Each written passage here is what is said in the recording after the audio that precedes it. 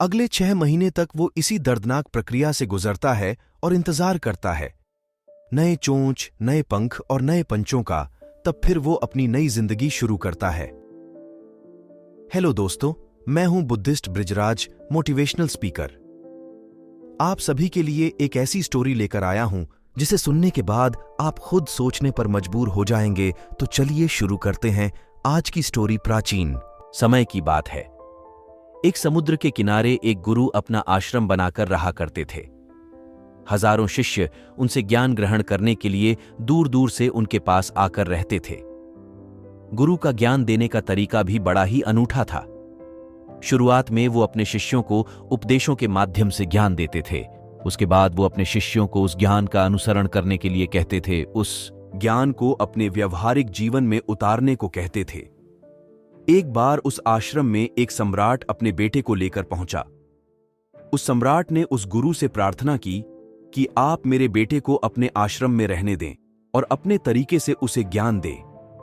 उसे इस आश्रम में बिल्कुल भी ऐसा नहीं लगना चाहिए कि वो किसी सम्राट का बेटा है।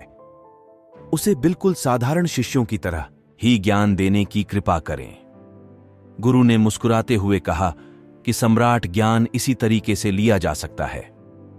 अगर तुम अपने आप को दूसरों से बड़ा समझोगे तो तुम ज्ञान ग्रहण नहीं कर पाओगे।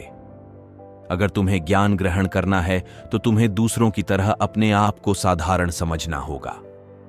यही ज्ञान ग्रहण करने की सबसे पहली सीढ़ी होती है। तुम निश्चित रहो, आज से तुम्हारे बेटे की जिम्मेदारी मेरे कंधों पर रही। ये कहकर गुरु सम्राट के बेटे को अपने साथ लेकर समुद्र के किनारे टहलने के लिए निकल गए। आश्रम के बाकी सभी बच्चे उस सम्राट को देख रहे थे। सम्राट अपने बेटे को अपने रथ पर बिठाकर लाया था, जिससे सभी बच्चे समझ गए थे कि ये लड़का सम्राट का बेटा है। इसी वजह से आश्रम के सभी बच्चे सम्राट के बेटे की तरह आकर्षित हो गए थे। जब गुरु सम्राट के बेटे को लेकर समुद्र पर टहल रहे थे तो सम्राट का बेटा अचानक फूट फूट कर रोने लगा, क्योंकि अभी वो सिर्फ 12 वर्ष का था और 12 वर्ष की आयु में उसके पिता उसे अपने से दूर छोड़कर चले गए थे। ये सदमा वो बच्चा सहन नहीं कर पा रहा था। वो नहीं समझ पा रहा था कि उसके पिता उसकी भलाई के लिए उसे उस गुरु के पास छोड़कर गए हैं। उसे रोते हुए देखकर गुरु ने कहा कि बेटा, मैं तुम्हें चुप नहीं कहूंगा। हो सकता है कि आज मैं तुम्हारे आंसू पोंछ दूं, लेकिन कल तुम फिर अपने आप को अकेला पाओगे। याद रखना, जीवन में इंसान अकेला आता है और अकेला ही जाता है। जितनी जल्दी जो इंसान इस बात को समझ लेता है, वो उतनी जल्दी आत्मज्ञान के रास्ते पर निकल पड़ता है। गुरु ने अपनी बात आगे बढ़ाते हुए कहा कि जो इंसान अकेला रहना सीख लेता है वही खुद से प्यार कर पाता है, और जो खुद से प्यार करना जानता है वो किसी के भी जाने का अफसोस नहीं करता, क्योंकि वो खुद से ही प्यार करता है। धीरे धीरे तुम आश्रम के माहौल में ढल जाओगे। शुरुआत में तुम्हें समस्या आ सकती है, लेकिन कुछ दिनों के बाद तुम इसे आत्मसात कर लोगे। उसके बाद तुम्हें यही जगह बहुत अच्छी लगने लगेंगी। ये जगह तुम्हें अपनी महल जैसी लगने लगेंगी। संध्या हो चली थी। समुद्र के दूसरे छोर पर सूरज छिपने लगा था और अपनी लालिमा पूरे आसमान में बिखेर रहा था। बड़ा ही सुंदर दृश्य था और गुरु शिष्य को अपने साथ लेकर आश्रम में वापस लौट आए। उस शिष्य को भी थोड़ी सांत्वना मिली, क्योंकि गुरु की आंखों में एक अभूतपूर्व शांति झलक रही थी। और जब हम किसी एकांतवासी गुरु की आंखों में वो शांति देख लेते हैं तो हमारे हृदय से भी सारा भार हट जाता है, मन एकदम निर्मल हो जाता है। जब सम्राट का बेटा रात्रि का भोजन करने के लिए भोजन कक्ष में पहुंचा तो आसपास के सभी शिष्य उसके पास आने लगे। उन सभी को पता था कि ये सम्राट का बेटा है और अगर हम इससे दोस्ती कर लेते हैं तो उससे हमारा बहुत फायदा होने वाला है। यही सोचकर आश्रम के ज्यादातर ने उसे घेर लिया था। बस कुछ बच्चे जो अकेले रहने का महत्व समझते थे, जो दिखावे में विश्वास नहीं करते थे, वो उस सम्राट के बेटे के पास जाने की बजाय अपना पूरा ध्यान खाने पर लगा रहे थे और एकांत में बैठकर अपना भोजन कर रहे थे। कुछ दिनों के बाद सम्राट के बेटे की आश्रम के ज्यादातर बच्चों के साथ दोस्ती हो गई। अब वो आश्रम में उन बच्चों के साथ घूमता, उन्हीं के साथ अपना ज्यादातर समय बिताता। आखिरकार सम्राट का बेटा था, सुख सुविधाओं में पला बड़ा था। आसपास बहुत से दास औरत आसिया होते थे। आसपास अपने मित्रों से घिरे होना, वही दिनचर्या उसने इस आश्रम भी अपना ली थी। ऐसा नहीं था कि गुरु को यह सब पता नहीं था, पर गुरु उसे अलग तरीके से ज्ञान देना चाहते थे। बच्चों को ज्ञान आप उपदेश देकर नहीं दे सकते, उन्हें साक्षात्कार कराना पड़ता है। उसके बाद उन्हें वो बात समझ आती है जो आप समझाना चाहते हैं। गुरु को यह बात पता थी कि अगर मैं इसे बोलकर बताऊंगा तो ये कभी समझ नहीं पाएगा। मुझे ऐसे दिखाना पड़ेगा, इसे एहसास कराना पड़ेगा कि अकेले रहने से ही तुम अपनी शक्तियों को जान पाओगे। ये सीख देने के लिए गुरु एक दिन उस शिष्य को अपने साथ एक पहाड़ी की चोटी पर ले गए। पहाड़ी पर पहुंचकर गुरु ने उसे शिष्य से कहा कि अब तुम्हारा ज्ञान पूरा हो चुका है, बस एक आखिरी रात तुम्हें यहां पर बितानी होगी। उसके बाद अगले दिन शाम को मैं तुम्हारे राजमहल में तुमको पहुंचा दूंगा। वो बच्चा तो ये सुनकर बहुत खुश हो गया कि अब मैं वापस अपने राजमहल चला जाऊंगा। फिर से मेरे दास और दासियां, सारी भोग की वस्तु ये मेरे पास होंगी। उस शिष्य ने गुरु से पूछा कि गुरुजी, मुझे आज रात आप यहां पहाड़ी पर व्यों छोड़ रहे हैं, आखिर मुझे कौन सा आखिरी ज्ञान यहां से मिलेगा? गुरु ने मुस्कुराते हुए कहा कि यहां पर चट्टान के पीछे तुम्हें छिपकर बैठना होगा। यहां पर रोज रात को एक बाज जाता है, तुम्हें उस बाज को देखना है, बड़ी गौर से देखना है, हर गतिविधि देखनी है, और उस बाज को देखने के बाद अगले दिन अगर तुम उस बाज की खूबियां मुझे बता पाए तो मैं तुम्हें तुम्हारे राजमहल वापस भिजवा दूंगा। और हाँ, सुबह आने से पहले एक बात पर और ध्यान देना है, एक चरवाहा यहां पर अपनी भेड़ों को चराने के लिए आता है।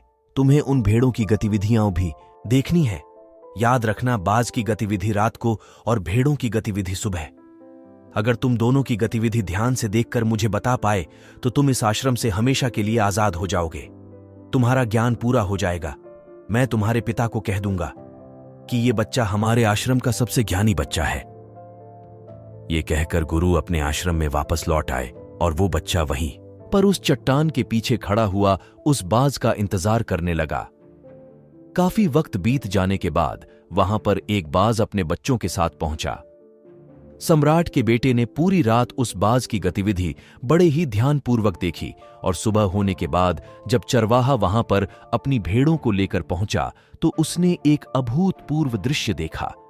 उसने देखा कि वो बाज भेड़ की एक मेमने को अपने पंजों में दबाकर आसमान में उड़ गया। उसने उस भेड़ के बच्चे का शिकार कर लिया था।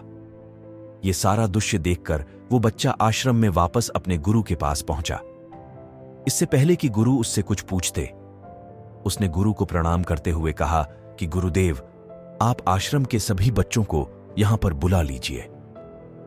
मैं सब लोगों को बताना चाहता हूं कि मैंने क्या देखा। जब आश्रम के सभी बच्चे वहां पर पहुंच गए तो उस सम्राट के बेटे ने कहना शुरू किया कि मैंने अपने जीवन में बहुत से पक्षियों को देखा है, लेकिन बाज उन सभी पक्षियों में से सबसे अद्भुत और सबसे अलग होता है। उदाहरण के लिए एक तोता हम सभी ने देखा है। तोता बोलता तो बहुत है लेकिन कभी ऊंचा नहीं उड़ पाता, लेकिन एक बाज जो कि हर समय शांत रहता है, वो आकाश को भी छू सकता है। उसमें आकाश को भी छू लेने का सामर्थ्य होता है।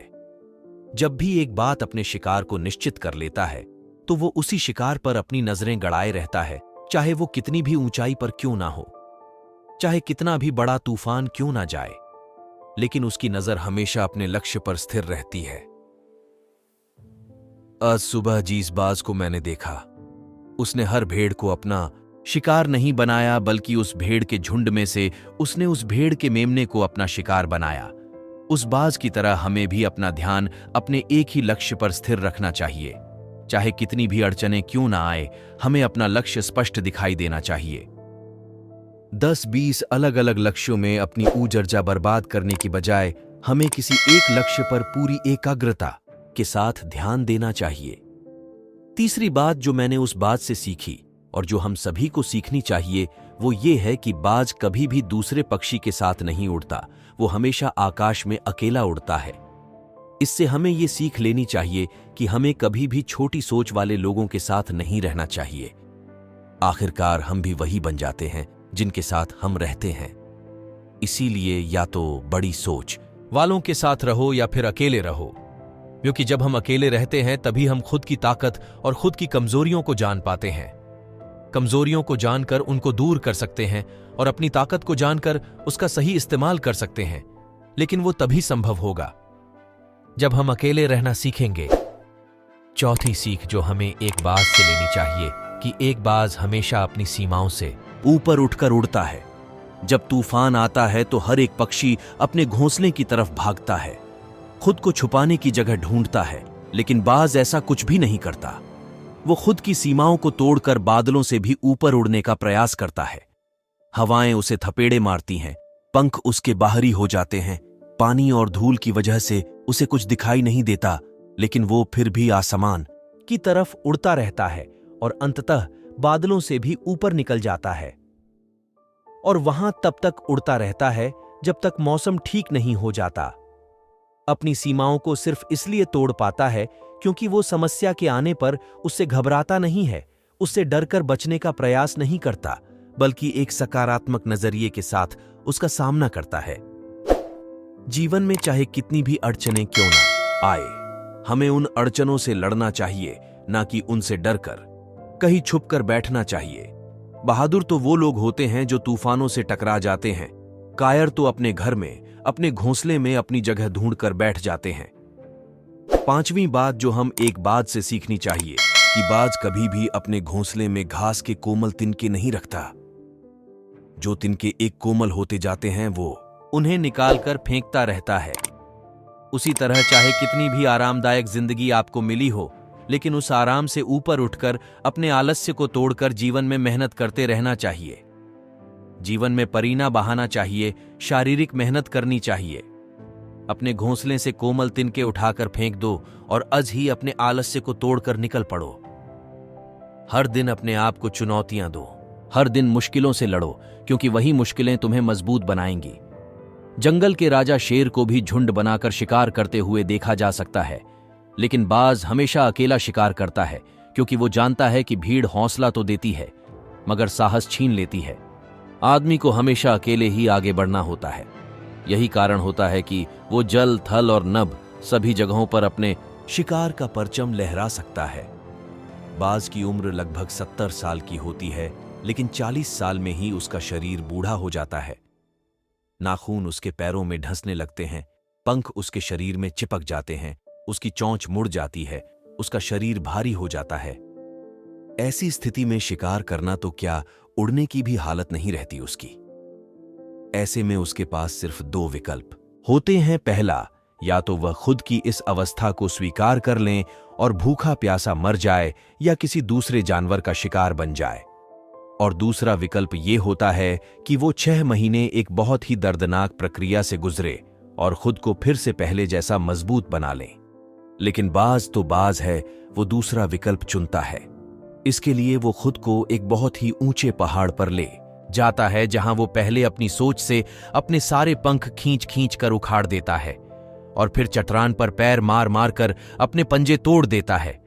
उसके बाद उसी चट्टान पर अपनी चोंच को पटक पटक कर तोड़ देता है और इस लहूलुहान अवस्था में खुद को दूसरे जानवरों से छुपाता फिरता है। अगले 6 महीने तक वो इसी दर्दनाक प्रक्रिया से गुजरता है और इंतजार करता है नए चोंच, नए पंख और नए पंचों का।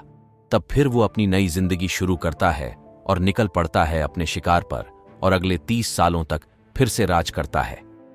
इसीलिए समय आने पर हमें भी अपनी पुरानी आदतों को छोड़ना पड़ता है और कुछ नया सीखना पड़ता है। समय के साथ बदलना पड़ता है, अपने आप को तैयार करना पड़ता है, वरना हमारा भी शिकार हो सकता है, हम भी पीछे रह सकते। इसके बाद सम्राट के बेटे ने भेड़ों की विशेषता बताते हुए कहा कि भेड़ हमेशा झुंड में चलती है। उन्हें झुंड में एक साथ चलने से हिम्मत मिलती है, लेकिन जैसे ही उन पर शिकार होता है वैसे ही वो भीड़ तितर बितर हो जाती है और उस पूरी भीड़ में से एक भी भेड़ अपने साथी की मदद करने के लिए वापस नहीं लौटती। इससे हमें ये सीख मिलती है कि हमारे साथ कितने भी लोग खड़े हो, किसी पर भी यकीन नहीं करना। यकीन करना तो खुद पर करना, क्योंकि बुरा समय आने पर वो भीड़ कब तितर बितर हो जाएगी आपको पता ही नहीं चलेगा। गुरु को प्रणाम करते हुए सम्राट के बेटे ने अपने गुरु से कहा कि गुरुदेव, अगर मुझसे कोई सीख रह गई हो तो कृपया करके आप बताने की कृपा करें। गुरु ने सभी बच्चों को संबोधित करते हुए कहा कि ये सारी खूबियां आप लोगों में तभी पैदा हो पाएगी जब आप अकेले रहने का अभ्यास करेंगे। आपने देखा होगा कि बाज कभी भी किसी दूसरे पक्षी के साथ नहीं रहता, ना ही किसी के साथ अपनी जोड़ी बनाता। वो आसमान में अकेला उड़ता है और अकेला उड़ने की वजह से वो अपनी ताकत और अपनी कमजोरियों को जान पाता है। इसके बाद गुरु ने अपनी बात खत्म करते हुए कहा कि मैं आज रात इस सम्राट के बेटे को इसके राजमहल में छोड़ने के लिए जा रहा हूं, क्योंकि इसकी सीख यहां पर पूरी हो गई है। और ये कहकर गुरु उस सम्राट के बेटे का हाथ पकड़कर राजमहल की तरफ रवाना हो गए और बाकी के सभी बच्चे उन्हें पीछे से जाते हुए देखते रहे। तो दोस्तों, आज की वीडियो में इतना ही। उम्मीद है आपको पसंद आई होगी, तो वीडियो को लाइक और चैनल को सब्सक्राइब करना ना भूलिएगा। ओम बुद्ध बुद्धाय नमः। ओम बुद्ध बुद्धाय नमः। ओम बुद्ध बुद्धाय नमः।